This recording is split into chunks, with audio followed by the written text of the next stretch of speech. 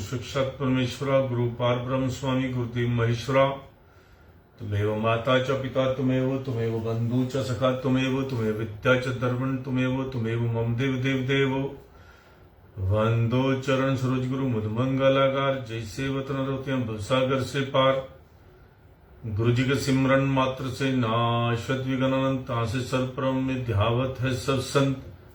आप प्रगटे जगत में जीव का निस्तारने, शब्द नाव बनाए सुंदर जीविका को तारने। नम्रता और दीनता से भेंट सतगुरु लीजिए, मैं हूं शरणागत तुम्हारो, दास से अपना कीजिए। बोल जयकाराम बोल मेरे श्री गुरु महाराज की जय, बोल साचे दरबार की जय।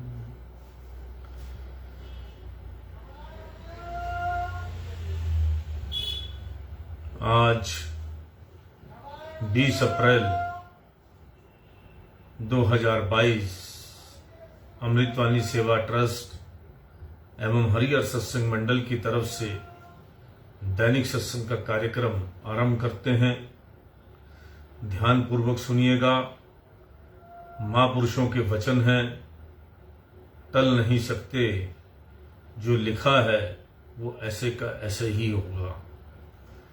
ये सच्चाई पवित्र अमर वचन है, जिस पर चलें, कुछ वचनों पर ही अमल कर लें तो जीवन में सुखी होने की पूरी गारंटी है। जो हर टाइम दुखी रहते हैं, परेशान रहते हैं, जिनका काम में मन नहीं लगता, भटकते रहते हैं, ये वचनों पर चलने से, खाली पढ़ने से सुनने से नहीं, इन वचनों पर चलने से आपकी सारी प्रॉब्लम सॉल्व हो जाएंगी। गारंटी है इस बात की, पूरा भरोसा है इन वचनों पर। तो इसलिए आप जो हैं ये अमृत वचन बार बार सुने, बहुत फायदा होगा। रामबाण औषधि है, तो इससे जो है आप सही रास्ते पर चलना शुरू हो जाएंगे, आपके सारे काम बनने लग जाएंगे। तो इसलिए जो है इस सत्संग को सुनना जो है आप सबके लिए बड़ा जरूरी है। अमृत वचन। अगर मनमति से इंसान सुखी हो जाए तो संसार में कोई भी दुखी ना रहे। क्या हुआ जो सृष्टि का राजा ही बन गया, मगर मालिक की भक्ति नहीं की तो 84 लाख जोनियों से नहीं छूट सकता।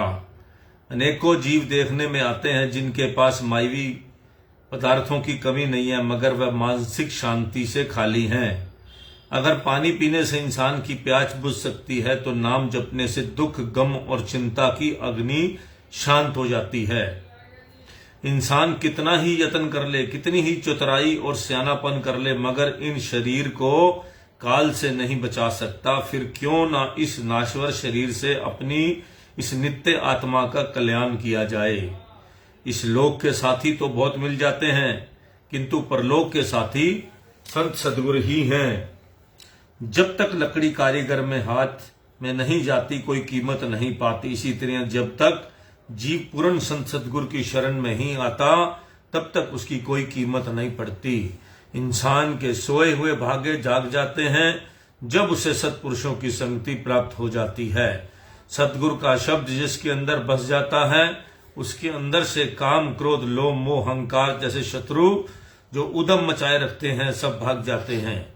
मेरी किस्मत में जो है वो मुझे मिल जाएगा, इस भावना को लेकर पुरुषार्थ ना करना नादानी है। इरादे का मजबूत इंसान एक दिन बाजी जीत जाता है।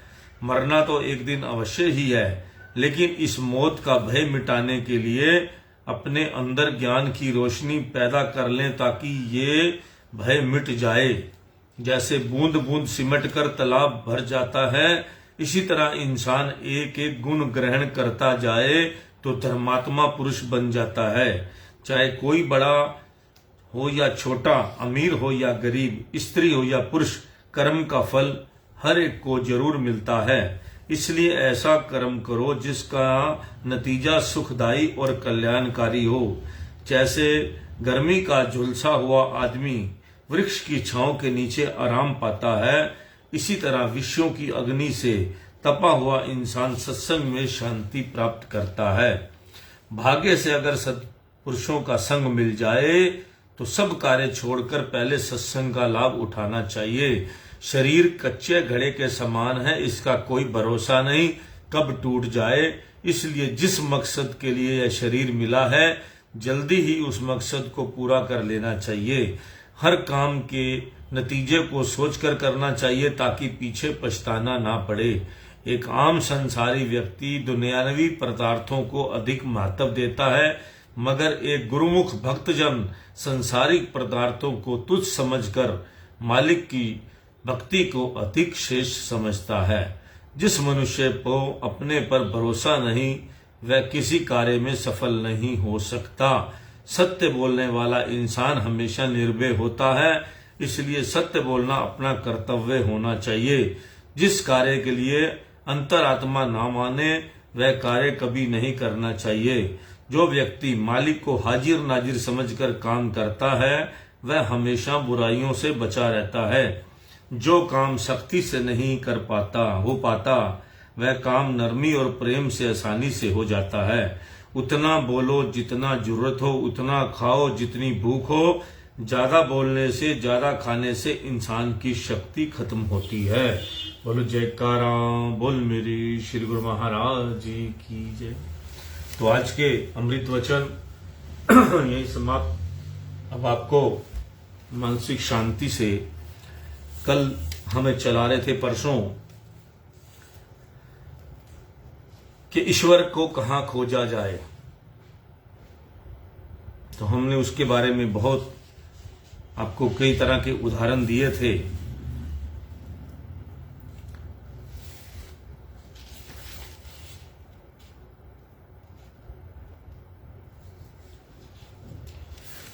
भगवान ईसा मसीह ने संत मार्ग या सुरत शब्द योग की ओर संकेत किया। उसने कहा सही आंख इस योग के अभ्यास द्वारा खोली जा सकती है। इसे तृतीया नेत्र या शिव नेत्र भी कहा जाता है।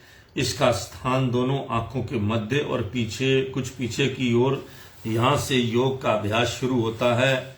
प्रभु यीशु का कहना है कि जब यह दिव्य दृष्टि या शिव नेत्र खुल जाता है तो संपूर्ण शरीर प्रकाशमय दिखाई देता है।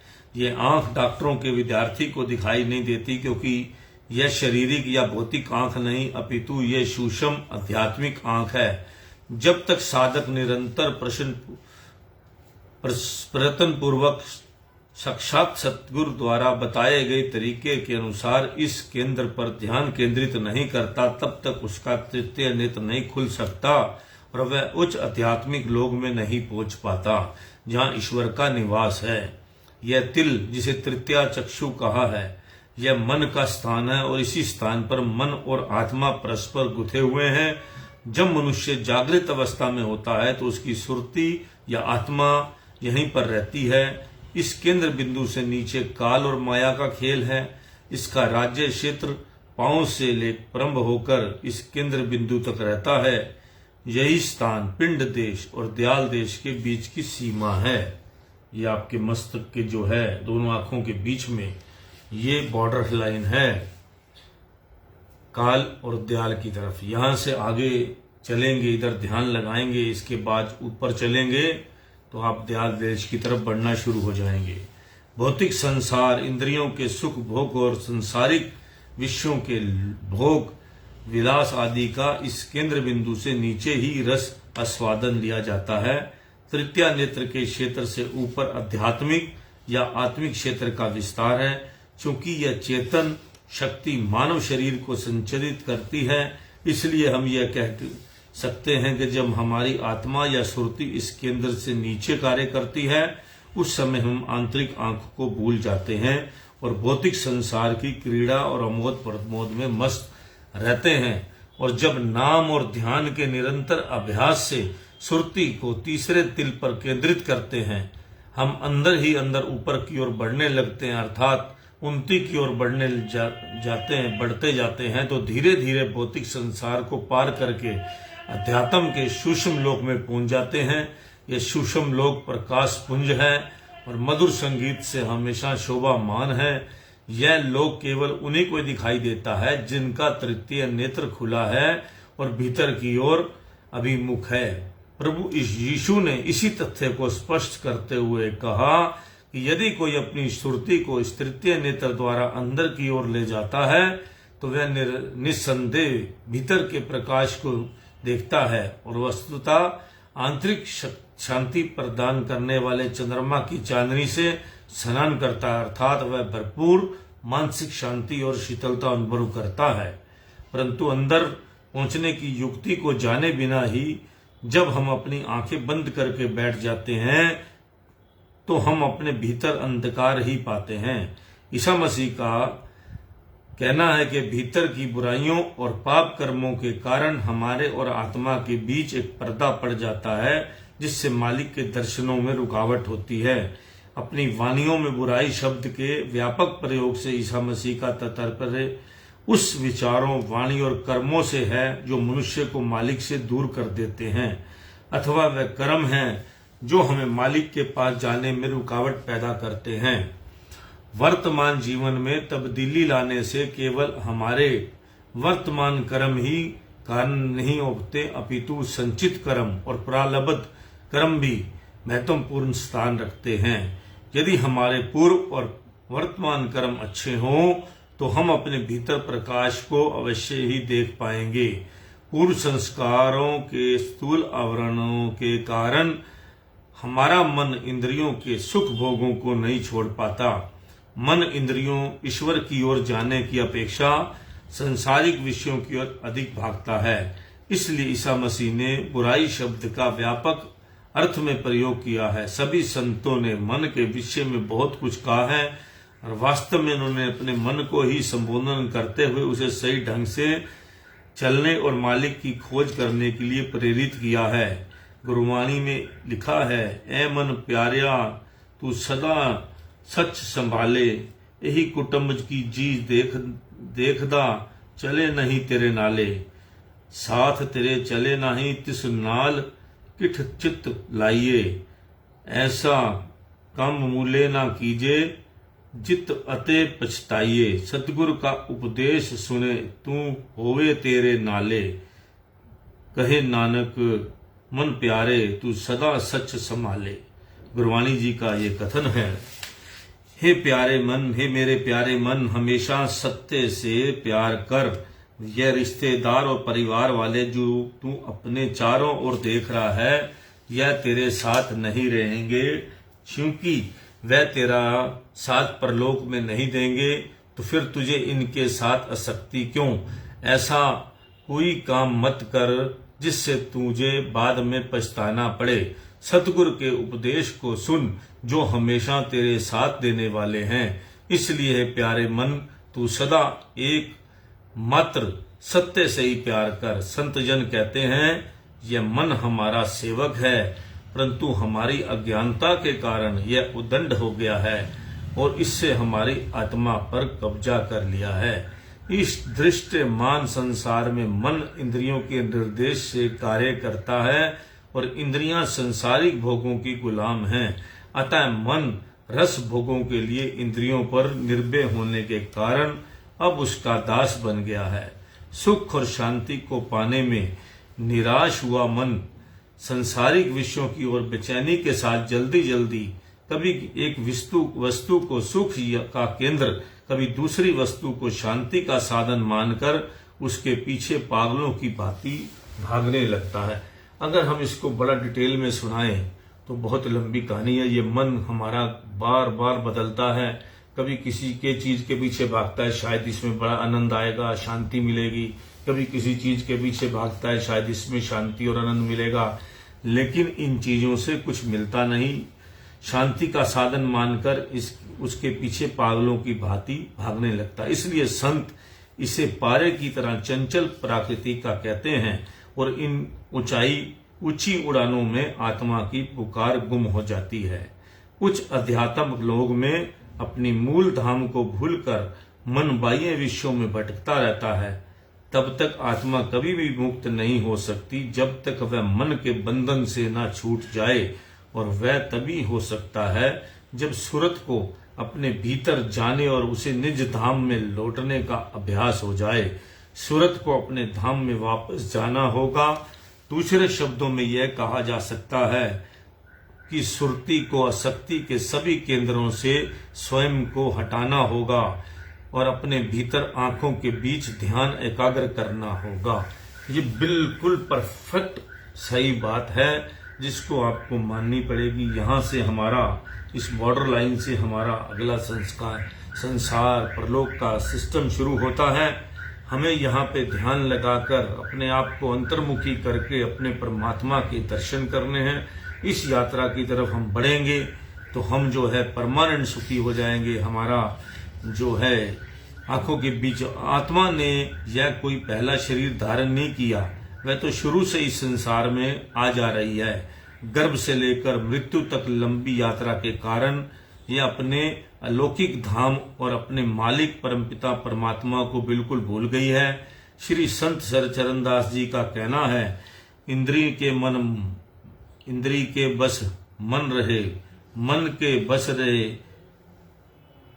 बुद्ध, कहो ध्यान कैसे लगे ऐसा जहां विरुद्ध।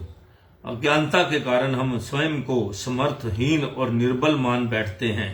यह विचार जब तक हमारी बुद्धि पर छाया रहता है, हम सत्य स्वरूप को नहीं जान पाते। जब तक संतों के उपदेशों द्वारा शक्ति से हमारे मन और बुद्धि को झकझोरा ना जाए, तब तक हम प्यार और घृणा, ठीक और गलत, अच्छे और बुरे विभिन्न ख्यालों से छुटकारा नहीं पा सकते।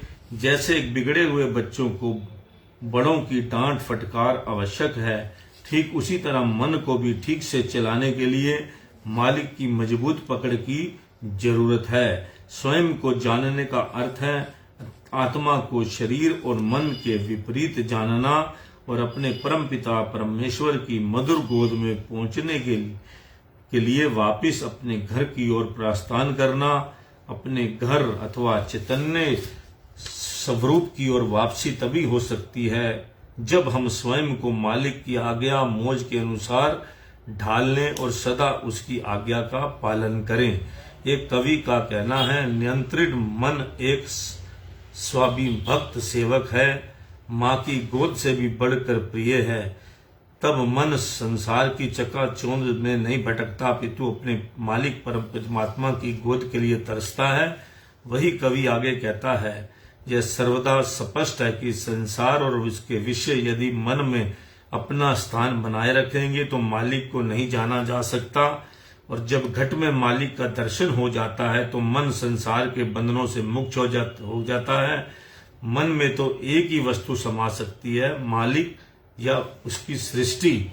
कबीरा मन तो एक है, भावे जहां लगाए, भावे गुरु की भक्ति कर, भावे विषय कमाए। अब कबीर दास जी का एक बड़ा मशहूर ये दोया है, हे मनुष्य तुम्हारा मन तो एक ही है, जहां चाहे उसे लगा ले, मालिक की भक्तियों में अथवा इंद्रियों के रस भोगों में। तो आज का हम सत्संग जो है, जो ईश्वर को कहाँ खोजा जाए, इसके बाद आगे और पढ़ेंगे। अभी हम आज आपको श्री श्री 108 श्री चतुर्थ पातशाही महाराज जी के आपको एक प्रवचन सुनाते हैं। ध्यान पूर्वक सुनिएगा। प्राकृतिक नियम अनुसार जिसका चिंतन सिमरन जिसके चित्त में होगा, उसी अनुरूप ही प्रभाव भी पड़ेगा तथा उन्हीं भावनाओं को दृढ़ता मिलेगी। संसारी और गुरुमुखों में यही अंतर है। संसारी तो दृश्यमान जगत के पदार्थों, माया की सामग्रियों और भोगों के साथ चित्त को जोड़ता है। ये पदार्थ और भोग तुझे निस्संदेह प्राप्त होंगे, क्योंकि विधि का विधान ही यही है कि जो चाहोगे सो मिलेगा। किंतु इसके साथ ही उस पदार्थ का जो प्रभाव होगा वह भी अवश्य प्रकट होगा। माया के पदार्थों का प्रभाव दुख, चिंता, अशांति और काल के आतंक को उत्पन्न करने वाला है। इसी कारण संसारी जीव काल से भयभीत रहता है। गुरुमुखों की वृत्ति असत एवं नाशवान पदार्थों से उपरांत होकर अंतमुखी नाम के सिमरन में लगी रहती है। इस प्रकार वह काल और माया की परिधि से बाहर हो गए और उनका संबंध सदगुरु के साथ जुड़ गया। यह वह स्थान है जहां काल और माया की पहुंच ही नहीं हो सकती। सदगुरु के वचन हैं, जो कत डरे जी खसमू समारे, डरी डरी पचे मन मुख बेचारे। सिर ऊपरी मात पिता गुरुदेव, सफल मूर्ति जाकी निर्मल सेव। एको निरंजन जाकी राशि, मिली साध संगति होवत परगास। तो इसका जो है अर्थ दिया गया है, जो गुरुमुख अपने मालिक का सिमरन करता है वह किसी से क्यों डरेगा। मनमुख जीवी काल के माया से आंतिक होकर परेशान रहते हैं। गुरुमुख के शीश पर तो गुरुदेव की छत्र छाया है, जो माता पिता के समान उसकी सुरक्षा करने वाले हैं। श्री सदगुरुदेव जी का दर्शन सब मनोरथों को पूर्ण करने वाला है और उसके नाम मन को निर्मल करने वाली है तथा उनकी सेवा मन को निर्मल करने वाली है। गुरुमुख की पूंजी केवल मालिक का सच्चा नाम है और सत्पुरुषों की संगति में प्राप्त होता है। वही नाम ही सब जीवों का जीवन दाता एवं तथा सर्वत्र भरपूर है। इस नाम के प्रताप से करोड़ों क्लेशों एवं दुखों का नाश होता है। जिस गुरुमुख के तन मन में यह सच्चा नाम बस जाता है, उसके जन्म मरण आदि दुखों का अंत हो जाता है। पूर्ण सतगुरु जिसे अपनी शरण में ले लेते हैं, परलोक में भी उसके साथ रहते हैं, वही सच्चे भक्त हैं जो गुरु की मौज अनुसार जीवन व्यतीत करते हुए उनकी कृपा के पात्र बनते हैं। फिर वह यमराज के भय से मुक्त हो जाते हैं। सच्चे मालिक का सच्चा दरबार है, उसकी महिमा उपमा कौन कर सकता है। वह मालिक का नाम सबके घट में रमा हुआ है तथा सबका आधार है। जो गुरुमुख इस आधार को प्राप्त कर लेते हैं वह सदा निर्भीक रहते हैं। अतः सतपुरुष संत सदगुरु की चरण धूलि ही वांछनीय है। अतः गुरुमुख बनकर अपने इष्ट देव सदगुरु में दृढ़ विश्वास तथा सच्ची श्रद्धा को अपने चित्त में स्थान देगा तो काल माया के भय से मुक्त होकर शाश्वत आनंद को प्राप्त कर लेगा। बोलो जयकारा बोल मेरी श्री गुरु महाराज जी। तो आज का सत्संग हम यहीं समाप्त करते हैं। कल फिर आपको जो है 1 बजे जो है थोड़ा आगे पीछे 1 से जो है कई बार पहले शुरू कर देते हैं, कई बार बाद में। तो आज का सत्संग दोबारा फिर सुनिएगा। मन में आपको कितनी शांति मिलेगी आप सोच भी नहीं सकते। और इसी का फायदा होना है, बाकी संसारी बातों का कोई फायदा नहीं होना। कितना मर्जी आप गप लगा लीजिए, उसमें तो सारी बातों में आपको ईर्ष्या द्वेष भेदभाव और जो है आप जो है सबसे ज्यादा तो नफरत की आजकल जो है बहुत बड़ी आंधी चल रही है, वो जो है उससे बचना है। इंसान को कभी भी इंसान के साथ जो है नफरत नहीं करनी चाहिए, उसकी बुराइयों से नफरत करनी चाहिए। ये हमारे को सिखाया जाता है। आदमी इंसान के अंदर तो भगवान है, आत्मा बैठी है, इसलिए हमें सिर्फ अपना चुप करके अपने सिस्टम को जो मजबूत कर लेना, अपने आप को दृढ़ कर लेना है। अगर आपको कुछ लगता है किसी से आपकी नहीं बन सकती, निभ नहीं सकती, तो आप अपना जो है ध्यान कहीं और लगा लीजिए। आप किसी से बहस के चक्कर में मत पड़िए। आज का समय बहस का नहीं है, बात बढ़ जाती है। इस तरह करके आप अपने जीवन को इतना सुखमय करना चाहते हैं, प्रालब्ध आपको मिलेगी। ईश्वर का नाम जपेंगे और अच्छे रास्ते पर जाएंगे। बाकी जो है हमें मेहनत करना हमारा काम है। सच्चे रास्ते पर मेहनत करें, भगवान आपको हमेशा सुखी रखेगा। इस तरह से अपना जीवन जो है बड़ा अच्छा बनाना है, सुख में बनाना है। किसी भी फिजूल की वार्तालाप में मत पड़िएगा। जय सच्चिदानंद। राम राम। सत श्री अकाल।